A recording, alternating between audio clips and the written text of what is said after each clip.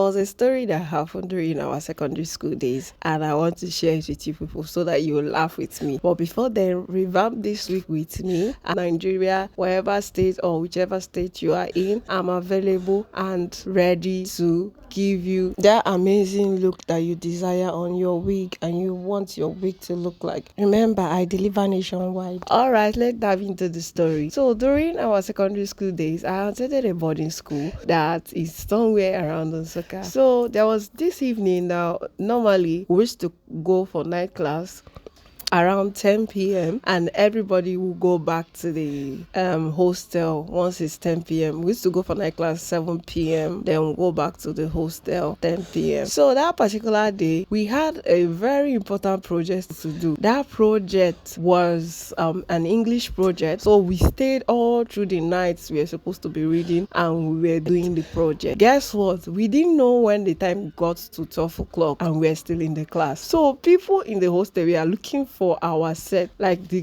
group of my classmates in the hostel, because none of us was in the hostel. It was as if the whole SS2 were in the class.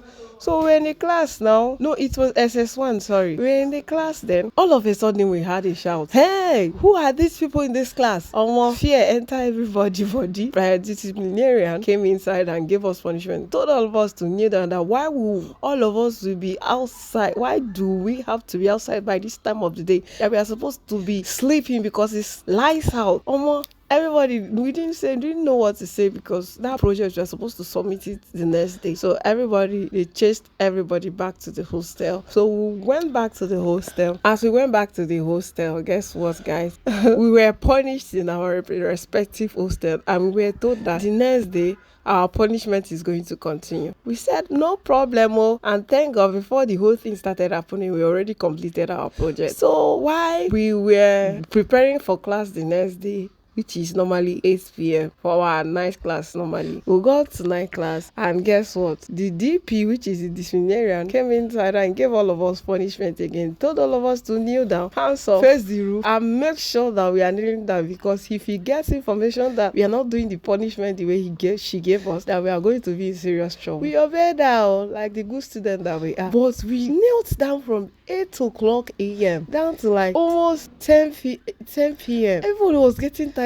We're like, is this what we'll continue doing? The first day, everybody beared it. On the second day, they gave us the same type of punishment. This time around, our class people became tired. All of us started saying, what is the next move that we'll make that will make this girl to forgive us and let us be? That's how one girl suggested that one person should faint. Like play. We started begging, please, one person should faint. Please, one person should faint. Guess what? One girl in the front, I don't know, I can't remember that her name. Is it Divine Love? Yes. Divine Love now did. I wish I can demonstrate how this girl did this thing. 1, 2, 3. Boogidim bam. Divine Love now fainted. That was the end of that punishment.